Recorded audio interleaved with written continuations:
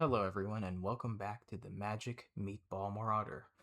I've been away for a little bit. I was on vacation, but now I'm back making these videos and ready to go back at it. So, today, the discussion is going to be what actually makes a game changer. Now, there have been, if you ask anybody, there's going to be multiple people are going to have different opinions on this, and this is something that is determined by a committee of people who have been way like into this hobby way longer than I have, and so like whether you agree with them or not on some of these distinctions, game changers are here and they are something to keep in mind when you're building your decks.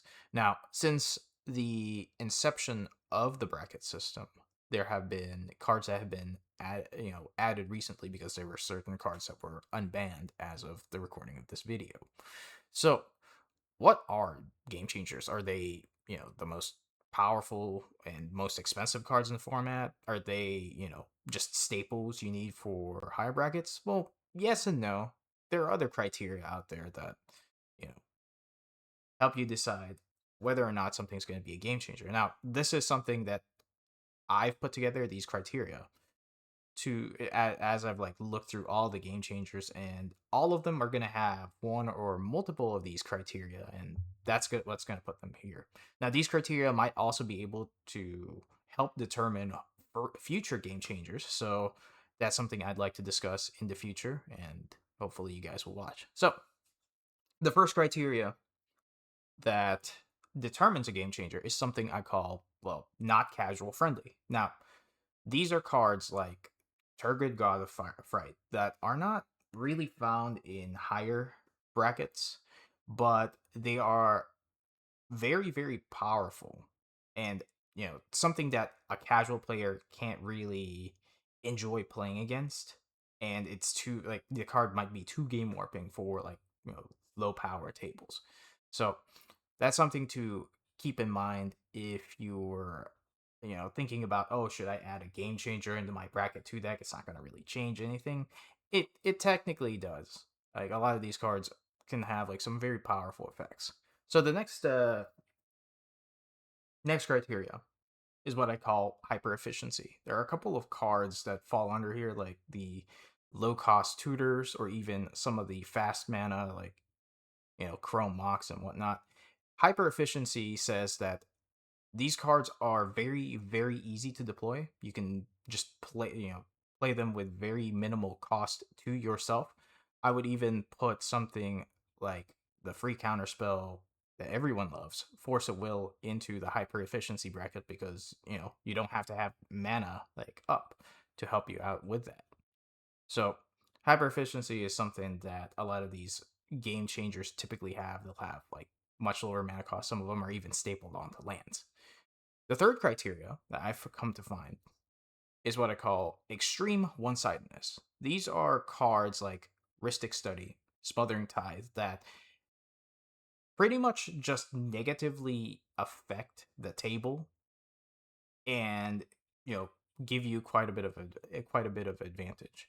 So when somebody plays something like a Smothering Tithe, you're going to be in it for a bad time because they can generate like some ridiculous card advantage, and that actually segues into the fourth point, which is extreme card slash resource advantage.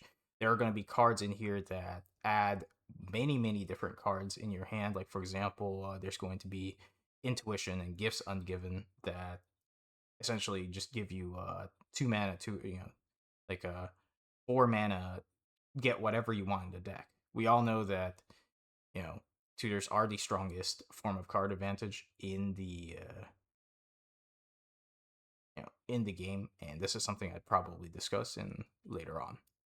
And like the final, I guess, criterias that I would define are first and foremost the game warping impact, which is something where it essentially guarantees that you win the game. Something like Cyclonic Rift is definitely a game changer because it falls under the hyper efficiency slash game warping impact. But I would say that even though you might be playing something like a tutor, it might seem like, oh, that doesn't really impact the game. Well, you just set your next draw into something you can you can use for next turn, and that kind of like defeats kind of like the battle cruisery feel of the format. So that's why it's a game changer. And this last criteria is something believe I need to discuss more in depth in another video, but because everyone has been clamoring for Soul Ring to at least be put in the game changers. That's a whole can of worms to discuss on its own. But one thing I have found is that a lot of these game changers are, comparable to or straight up better than Soul Ring. So those are the criteria I've come to find and I've compiled just looking at these game changers and looking at the decks that have that actually have them, especially in the higher brackets. Now, why does this discussion even matter? First and foremost, as of the recording of this video, there have been a couple cards that have been unbanned, right? Like cards like I think Biorhythm and Intuition, and they immediately become game changers. And essentially, the game changers list is an extra ban list for low brackets like bracket 2. In bracket 3 you kind of have like a limited scope of game changers, meaning you can't just jam everything, but you're likely going to be just putting the strongest game changers that synergize the best with your deck. And again, like, it takes a whole committee to come up with these game changers. I don't fully agree with all of their choices. I think that there should be more cards that should be there, but that's just my personal opinion, man. Who cares? And I would definitely say that it does help balance out the brackets a little bit, but it's not the most reliable way because like there are some cards that you just don't want to be facing at certain brackets. So, with all this said, I think I can move on and say for the future, I'm going to be further discussing like what else should be on these on this game changers list. I know that there's going to be like cards out there and cards that have been missed that should definitely be in there, but they're not in there, so definitely should be there. Uh, I'm also going to try to do some deck techs. I'll be updating my architect page a little bit more, and I'm going to be going over each of these decks so people have an idea on what